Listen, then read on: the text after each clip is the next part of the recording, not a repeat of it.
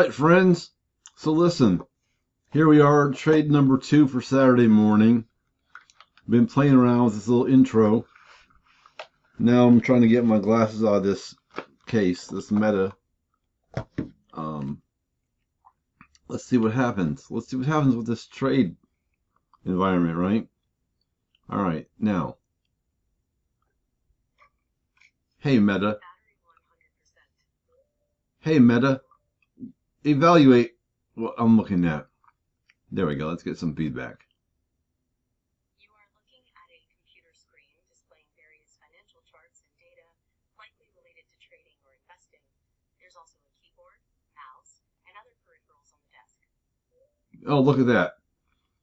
There was what I wanted, right? That was what I wanted. So let's go ahead and get in this trade now.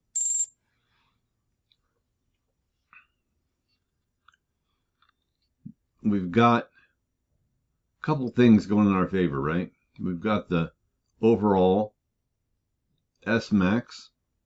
We've got continued buy signals. There we go. Let's move this over a little bit here so we can see if we get any wicks developing.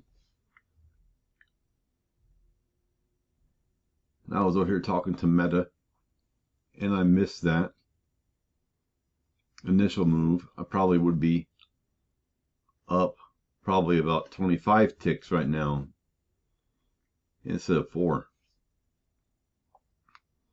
But hey, that's all right. I got a long signal on the there we go, 22. All right, now we're going to protect this position. We're going to say stop loss minus 10. It's always a safe one, right? And then we're going to take our take profit. Let's see where our take profit's at. How far from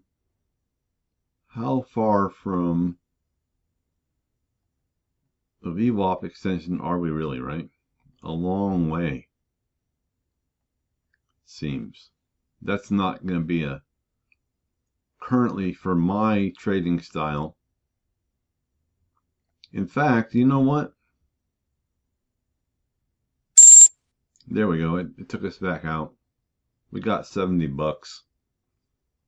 Took me 2 minutes and 49 seconds to make 70 bucks. I'll be back shortly. We'll see if we can't double that. Make me 140 bucks an hour. Look, I'm not the greediest guy you're ever going to meet. Here we go.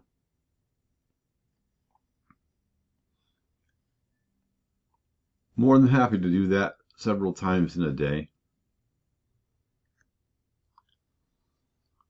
If I sit down here today and I do that 10 times, I made 700 bucks on a Saturday in between other projects. Not a big deal.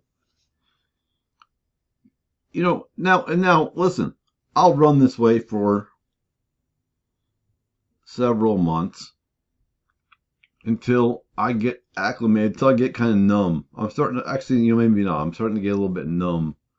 So now increase my, you know, it doesn't matter to me whether I make 150, 70, or 90. It doesn't faze me.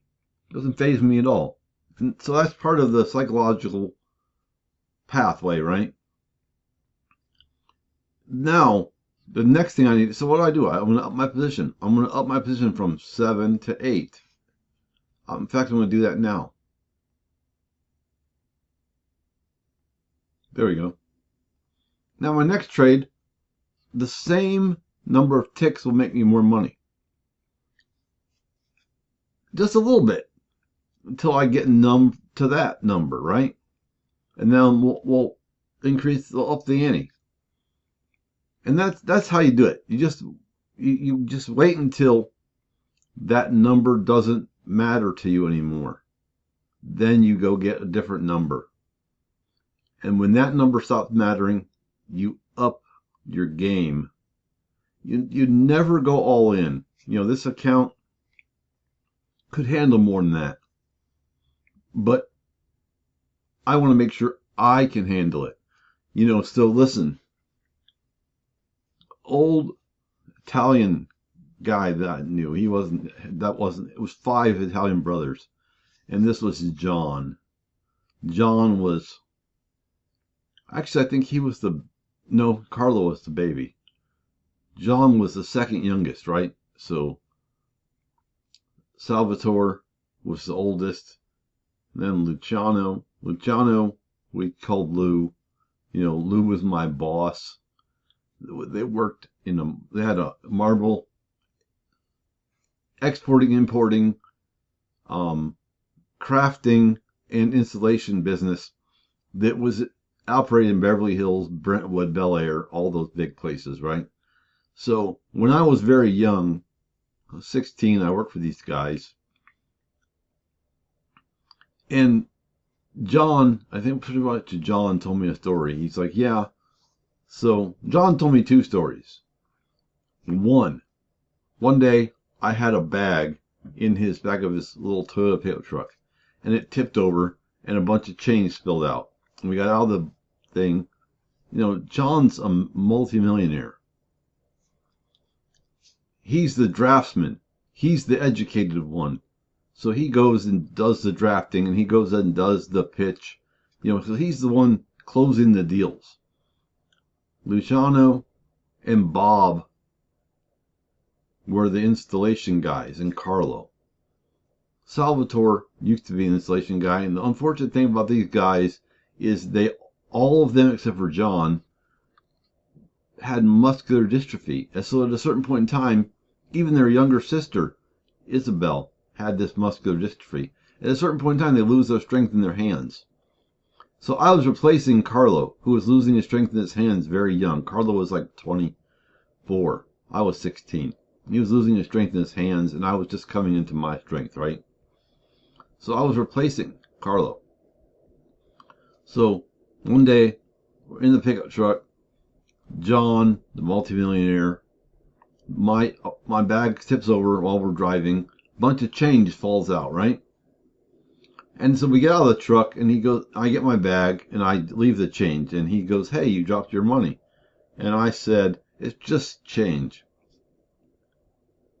And he said to me, and I'll never forget this as long as I live, even through brain surgery, I remember this like it was yesterday. Look at that drop. Look at that drop. We got a change in sentiment regime, and we got that big drop, right? Now what I should do is I should set some alerts up. But anyway, listen. John says to me, hey, you know how you make $1 million? I said no. I knew he knew because he was a multimillionaire in the 80s. That's an accomplishment, right? All right. And he said, penny by penny, nickel by nickel. Okay, so you might not be super impressed. Those people who have not stayed around for this story might not be super impressed that I closed that trade and only made $70. What are you gonna do with $70? Go to McDonald's? But you do that over and over and over again, and it adds up. I'm telling you right now, I'm looking, it adds up. This account in the last 2 months, has a realized P&L $39,068.95. Little trades like that. Okay? 2 months. That's almost 20 grand a month. That's $5,000 a week. If that's not enough for you, hey, good for you. I'm glad that you've gotten to the level where you can stay, where the demands of life have gotten so heavy that that's not enough. It's enough for me right now. And I have a plan to build more. Part of my plan to build more is to help you guys get more. All right? But you never want to risk your capital. Okay, so that's the first thing John told me. Penny by nickel. And the other thing, we talked about shoes, right? Italian guys love shoes. I just realized that I love shoes, and I had a big Italian influence in my youth. And so, back at the time, he's like, there's this story. A guy comes, he sees a guy, he got some Gucci shoes, right? And he asks the guy wearing the Gucci shoes, hey, where'd you get those? And the guy says to him, listen, make sure that you're not Florsheim. Florsheim is an old standard shoe company, right? Make sure you don't have Florsheim feet when you're trying to get Gucci shoes. So, don't bite off more than you can chew, is really what that boils down to. All right. Now, listen, we're back in our upward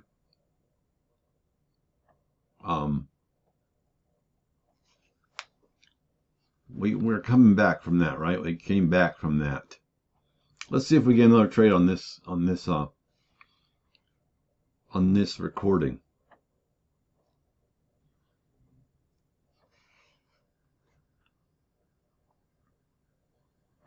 Now, how do we know it's 2 months? Listen, in one of my other videos that I recorded yesterday, I've been having some trouble with my editing software. It keeps on, when I go to edit stuff, it keeps on deleting.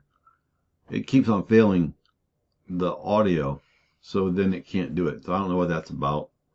But yesterday, one of my training videos, I think I did a training video, or I did a review, right? Went back and we can see that because I was in a wheelchair after the surgery, I didn't know really, I couldn't operate my hands correctly. This hand's still kind of a little bit loosey-goosey because the nerves haven't really corrected yet, okay?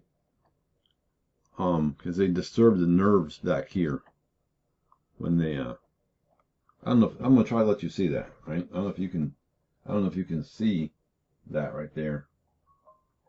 I'm not kidding around with this, I don't know, the scarring.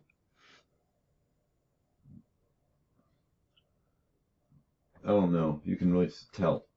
That's 2 times I'm trying to show that to you. All right. So listen. I couldn't trade. We can see on the chart. We can see where my buy-sell signals started back in October. It's now just a few days before Christmas. This account, like I said, is up $39,068.95. I think the first day I got back on the charts was October the 4th. I think that's what I saw yesterday when I looked at that. Oh, there's that buy that we wanted. Look at me. That's why, I'm over here talking. Hello. We're going to get in now. No, well, you know what? Guess what? There's a little wick to the bottom here. So we might have to ride out a little bit. Let's do this. Let's do this. There we go. If I've been paying attention a little bit better, let's get a stop loss on this puppy. Let's get a stop loss right about here. Let's get a take profit. That's $216 stop loss to 160. No, we want to go back here. 336. All right. Now look, we're back in positive territory. So I may close a little bit short, right, of my target, simply because for the sake of demonstration, 22 ticks, $176. 27 ticks, $216. 31 ticks, $248. All right, I'm going to close that. Now, look, it kept going. I could have went farther. But for the sake of demonstration, it just dawned on me I wanted to say something. So I closed the trade, right? Right now, these trades that I'm making are obviously, for your benefit more than they are for my benefit, right? Because I'm recording all these trades, and I'm not going to do that for eternity, right? I haven't traded every trade in my past. I'm not going to trade every trade in my future, simply because I miss out on stuff. Or like right now, I wanted to say to you, look, we've made 200 and some dollars, 220, 230, something like that, plus the 70 I made 5 or 6 minutes ago. So that's $300. And I've been here 15 minutes and 44 seconds. And look at that. It looks like we weren't very far from the plateau anyway. Yeah, we weren't very far from the plateau anyway. All right, my friends. That's all this one's gonna do right now. Okay. Sat down twice today. Once I didn't get a trade. I sat down for a few minutes, and then the second time I got 2 trades inside of 15 minutes, and I picked up $300. If I do that again, just even that, oh, there we go. There we go. It's that little pause right there.